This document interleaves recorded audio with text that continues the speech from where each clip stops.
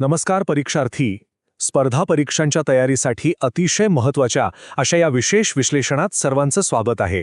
आज आपण भारत सरकार कायदा 1935 या अतिशय कळीच्या विषयाचं सविस्तर विश्लेषण करणार आहोत. एक शिक्षिका म्हणून मी आज तुम्हाला या टॉपिकचे पूर्व आणि मुख्य परीक्षेच्या दृष्टीने सर्वाधिक विचारले जाणारे फॅक्ट्स, डेटा आणि नियम अगदी सोप्या पद्धतीने सांगणार आहे. माझी खात्री आहे की हे सगळे मुद्दे तुमच्या अगदी सहज लक्षात राहतील. चला तर मग सुरू करूया. आजच्या या सत्रात आपण एकूण 6 मुख्य भाग कव्हर करणार आहोत. सुरुवातीला कायद्याची पार्श्वभूमी, त्यानंतर प्रांतिक स्वायत्ता आणि संघराज्य, अधिकारांची विभागणी, नवीन संस्थांची स्थापना, मताधिकाराच्या तरतुदी आणि शेवटी या कायद्यावरील ऐतिहासिक टीका आपण बघणार आहोत. लगेचच आपल्या पहिल्या भागाकडे वळूया. 1935चा कायदा आणि त्याची पार्श्वभूमी. ब्रिटिश संसदेने कोणत्याही प्रस्तावनेशिवाय म्हणजेच प्रिॲम्बल शिवाय पारित केलेला हा एक अत्यंत विस्तृत कायदा होता. आता आकडेवारीकडे जाण्याआधी पूर्व परीक्षेसाठी एक गोल्डन रूल किंवा ट्रिक कायम लक्षात ठेवा. जर तुम्हाला एखाद्या संस्थेच्या नावात फेडरल हा शब्द दिसला तर बहुतांश वेळा त्याचे अचूक उत्तर हे 1935चा कायदा हेच असते. हे सूत्र अगदी पक्के लक्षात ठेवायचे. ब्रिटिश संसदेने पारित केलेला हा त्यावेळचा सर्वात मोठा कायदा का होता माहितीये? कारण या कायद्यामध्ये तब्बल 321 कलमे होती. होय, 321 हा आकडा पूर्व परीक्षेसाठी थेट पाठच करून ठेवा. फक्त कलमेच नाही बरं का, तर या कायद्यात अगदी बारकाईने तपशील देण्यात आले होते. या कायद्यामध्ये एकूण 10 परिशिष्टे म्हणजेच शेड्यूल्स होती. आणि ही संपूर्ण विस्तृत कायदेशीर चौकट अतिशय शिस्तबद्ध पद्धतीने 14 भागांमध्ये विभागलेली होती.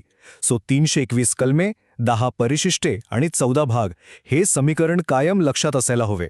आता येऊया आपल्या दुसऱ्या भागाकडे, प्रांतिक स्वायत्तता आणि संघराज्य. या कायद्याने केंद्र आणि प्रांतांमधील प्रशासकीय रचना मुळातून कशी बदलली ते आपण बघूया. हा प्रशासकीय बदलाचा मूळ गाभा खूप रंजक आहे. बघा, प्रांतिक पातळीवरील द्विदल शासन पद्धती म्हणजेच डायर्की संपूर्णपणे रद्द करून प्रांतांना स्वायत्तता देण्यात आली. पण गंमत म्हणजे हीच द्विदल शासन पद्धती त्यांनी केंद्रीय पातळीवर नव्याने लागू केली. हा विरोधाभास आयोगाचा अत्यंत आवडता प्रश्न आहे, त्यामुळे हे अजिबात विसरायचं नाही. या कायद्याने एका मोठ्या अखिल भारतीय संघराज्याची म्हणजेच ऑल इंडिया फेडरेशनची संकल्पनाही मांडली होती. पण परीक्षेसाठी हे नक्की लक्षात ठेवा की हे संघराज्य फक्त आणि फक्त कागदावरच राहिले, कारण भारतीय संस्थानांनी या संघराज्यात सामील होण्यास स्पष्ट नकार दिला होता. पुढे जाऊया भाग 3 कडे, अधिकारांची विभागणी. या कायद्याने कायदेविषयक अधिकारांची विभागणी कशी केली ते पाहणे अत्यंत महत्त्वाचे आहे, कारण याच तरतुदीने आपल्या सध्याच्या आधुनिक राज्यघटनेचा पाया घातला आहे. पुढचे आकडे अगदी स्पष्टपणे पाठ करा. या कायद्यानुसार अधिकारांची विभागणी 3 सूचींमध्ये झाली. संघ सूचीमध्ये 59 विषय होते, प्रांतिक सूचीमध्ये 54 विषय होते आणि समवर्ती सूचीमध्ये 36 विषय होते. आणि यातूनच मागील वर्षांच्या प्रश्नपत्रिकांमध्ये वारंवार विचारला जाणारा एक ट्रिकी प्रश्न तयार होतो. या तिन्ही सूचींमध्ये ज्या विषयांचा उल्लेख नाही त्यांचे शेषाधिकार किंवा रेसिड्युअरी पॉवर्स नेमके कोणाकडे होते? इथेच आपण कन्फ्यूज होतो. आपल्या सध्याच्या राज्यघटनेत शेषाधिकार केंद्राकडे असतात हे आपल्याला माहितीये, पण 1935च्या कायद्याने हे सर्व शेषाधिकार थेट गव्हर्नर जनरल किंवा व्हाईसरॉयकडे दिले होते. हे अत्यंत महत्त्वाचे फॅक्ट आहे. आता पाहूया भाग 4, नवीन संस्थांची स्थापना.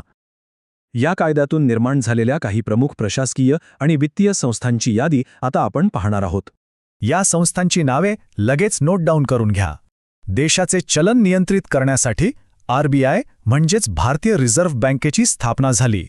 1937 मध्ये फेडरल कोर्ट आले, 7 सदस्यांचे फेडरल रेल्वे प्राधिकरण बनवले गेले आणि लोकसेवा आयोगांची व्याप्ती वाढवून संघीय आणि प्रांतिक आयोगांची स्थापना करण्यात आली.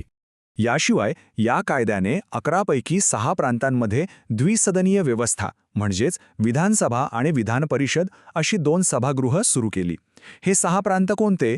तर बंगाल, बॉम्बे, मद्रास, बिहार, आसाम आणि संयुक्त प्रांत.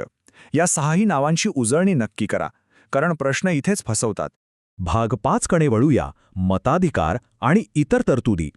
या कायद्याने मतदानाचे अधिकार आणि काही भौगोलिक सीमा कशा बदलल्या ते बघूया.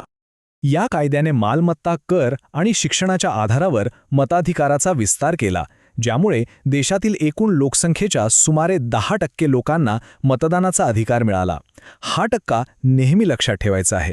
या कायद्याने अतिशय वादग्रस्त अशी एक तरतूद आणली, ती म्हणजे दलित वर्ग, महिला आणि कामगारांसाठी स्वतंत्र मतदारसंघ लागू करणे. तसेच 1858च्या कायद्याने बनवलेले जुने इंडिया काउन्सिल रद्द करून त्याऐवजी सल्लागार मंडळ आले.